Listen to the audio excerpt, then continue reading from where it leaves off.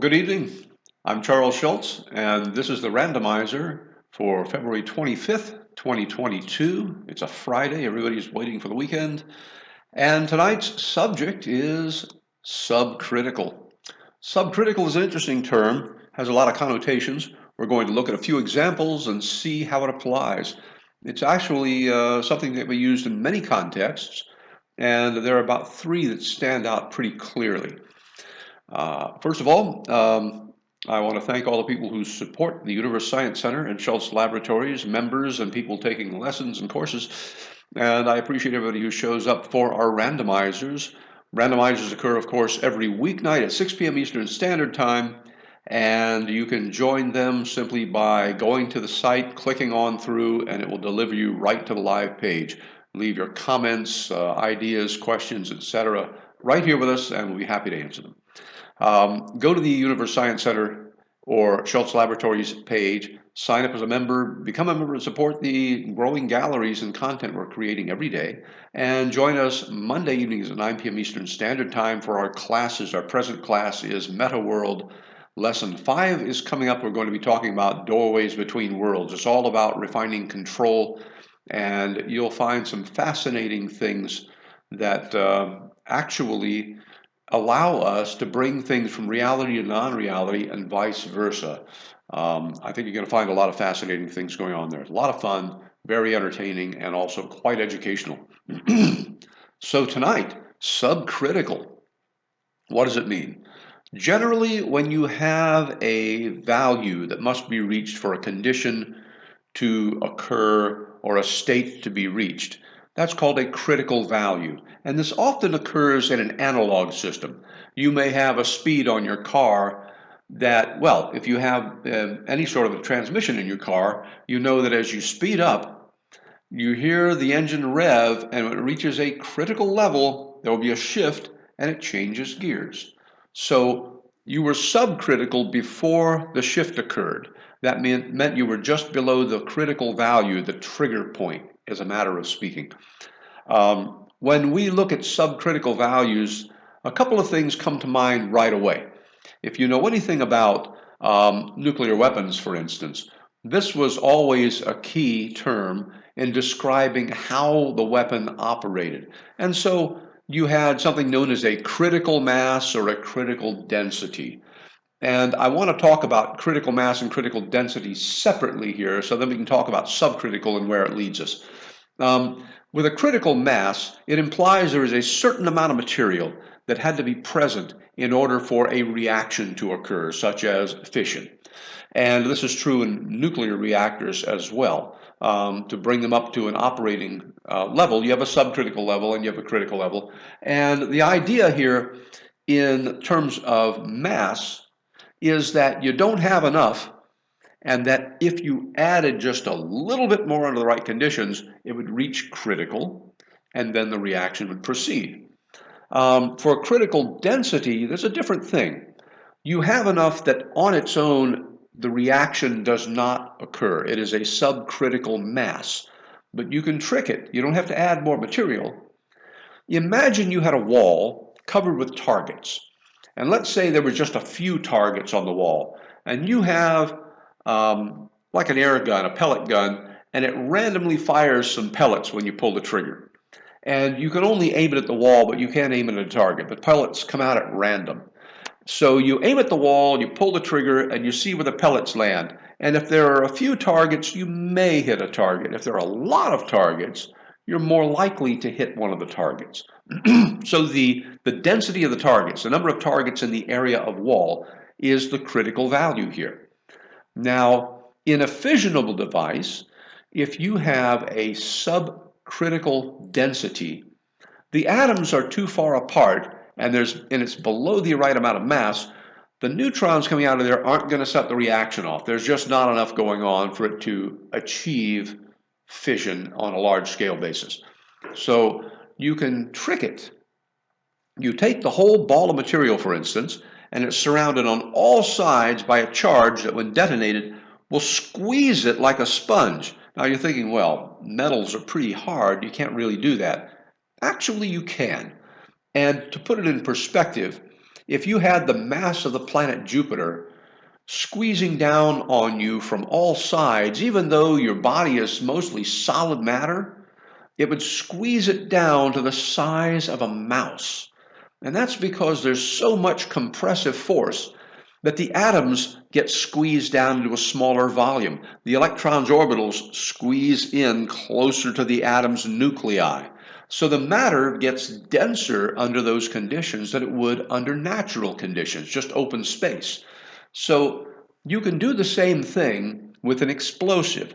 Some people use explosive shock waves to create new forms of crystals, for instance, by raising them to conditions that only exist inside the Earth under heat and compression.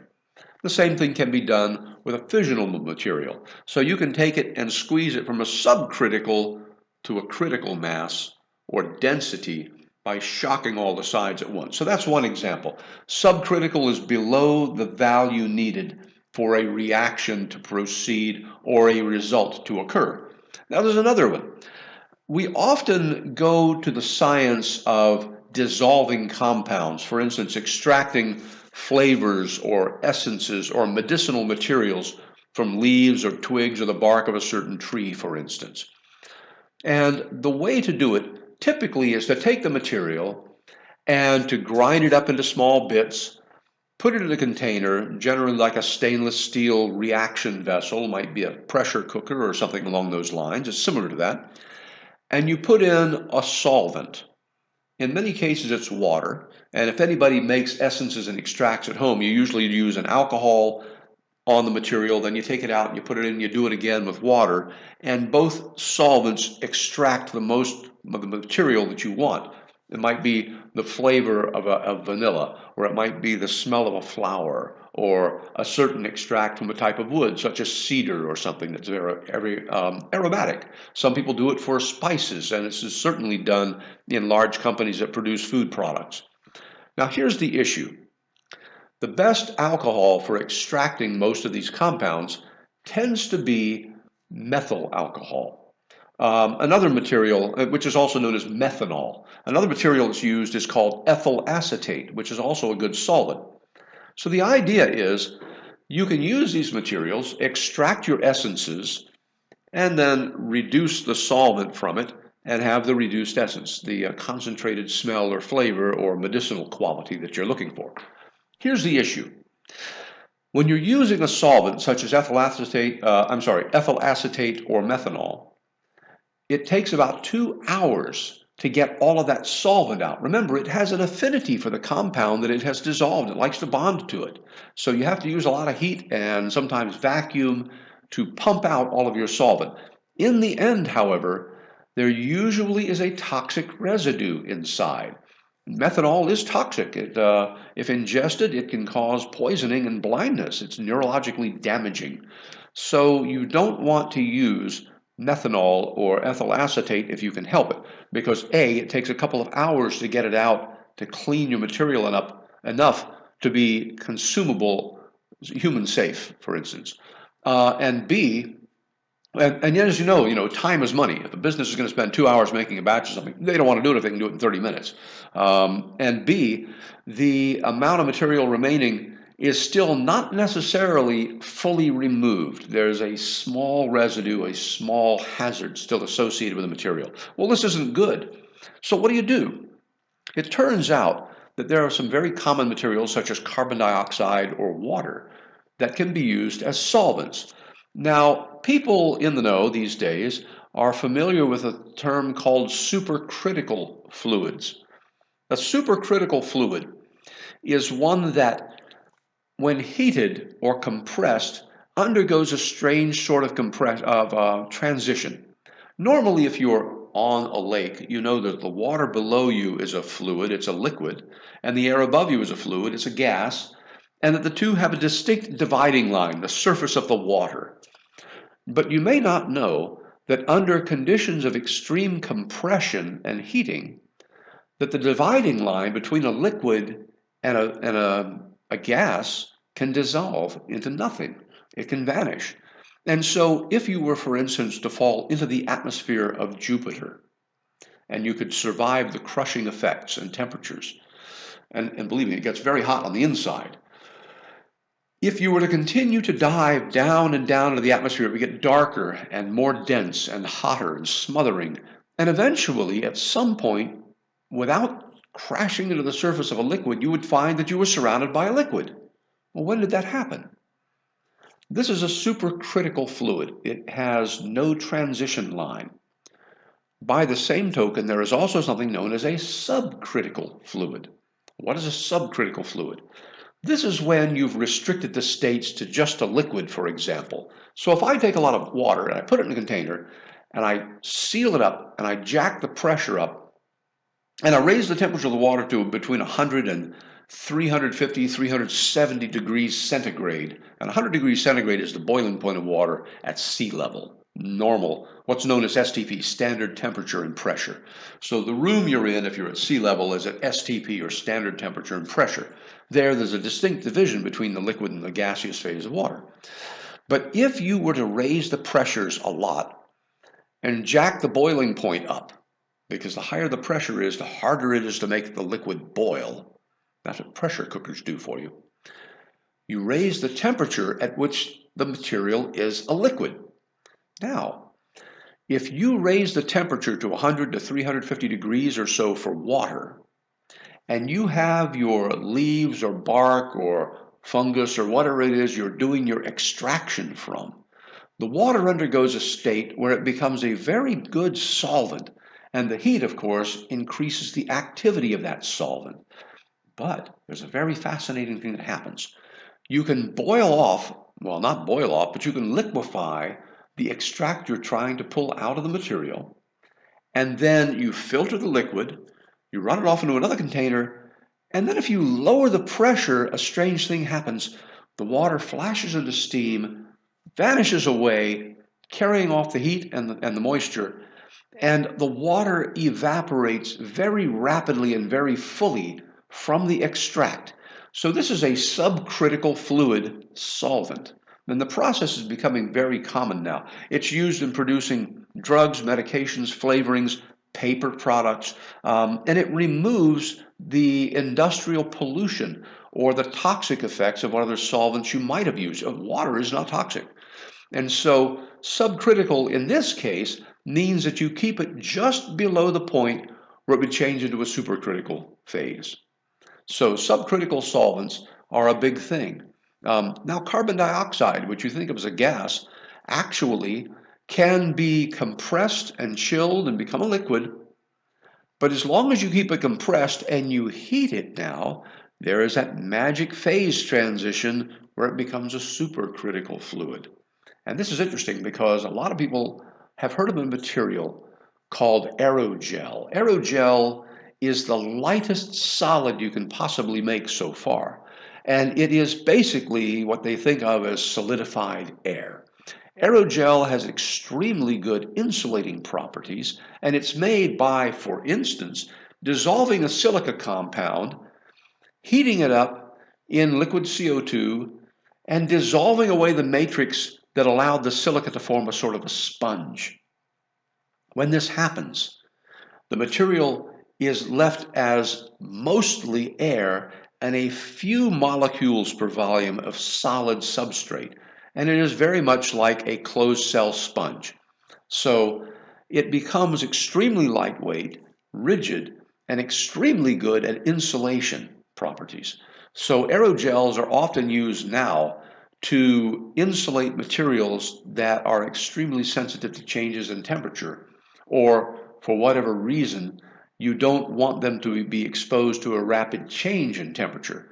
A material very similar to an aerogel, it isn't an aerogel, is the ceramic fluffy space shuttle insulation tile. I had a couple of samples of this many years ago, and I even did a couple of demonstrations on television where I would take the space shuttle tile, lay a new penny, those are the ones with the zinc interior on it, and hit it with a blowtorch. And in a few moments, the penny would melt, and you could slosh it around the tile, you could pour it off, and then you could pick the tile up with your hands and not get burned, because the insulation properties of it were so great, they were wonderful. So we can make a lot of amazing materials if we can fluff it up make it set, and then use the supercritical fluid or subcritical solvent to remove all the material that acts as a scaffold and holds it up as it sets.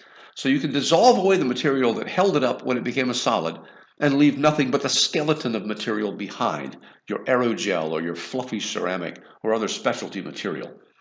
So supercritical and subcritical, particularly subcritical, is a new state of solvents, materials, and other substances that can create some very interesting effects without leaving toxic solvents in the material as a result when you're making flavors, extracts, or medications. Or it can be used for producing solids that have a very lightweight, airy structure, weigh less than nothing, almost. So it's an increasingly lucrative market because, as mentioned, using water as your subcritical solvent means you don't add any toxins or contaminants to the material you're producing. So at this point, if anybody has any questions, chat window is open, floor is open, and we're here to listen and answer. And anybody who's here, floor is open. Please ask your questions or make your statements. Meanwhile, I'm going to encourage you to go to the Universe Science Center or Schultz Laboratories and to become a member. Go to our sign-up page, join us, help fund the development of new materials, new galleries, take out your 3D headset, bring your friends, show them what it's all about. Walk through the galleries. We're having a lot more material being added very shortly. I'm hard at it, insane hours sometimes, but that's just kind of what I do. And I hope that we can get a lot of people excited when they come and see what we produced. And we're also encouraging people who have specialty knowledge in science or technology, particularly right now, and later in arts and other things as well. We're going to encourage you to come and talk to us and join us. We can set up a gallery or a classroom for you so you can literally operate in the virtual space, and it'll be wonderful. Do join us for our meetings, our classes every Monday night, 9 p.m. Eastern Standard Time. We're going to robotics as soon as we finish up our Meta World series, 2 more lessons, and they're a lot of fun. And the other thing is, every weeknight at 6 p.m. Eastern Standard Time, join us for the randomizer, as you're here now. And so, since I see no questions and I don't see any statements, I'm going to say this is a success, and we'll have another amazing random technical subject for you tomorrow. Before I go, it's a crazy world out there right now, and everybody needs a little peace of mind. And I'm going to read Psalms 9 and 10. The Lord is a refuge for the oppressed, a stronghold in times of trouble. Those who know your name trust in you, for you, Lord, have never forsaken those who seek you. Keep that in your minds. And as usual, I'm going to give you the best piece of advice that I can think of right off the bat. Make this a better world. Thank you, everybody, for watching tonight. And join us again Monday, 6 p.m. for the randomizer and 9 p.m. for our class, Meta World, Lesson 5. Have a great night.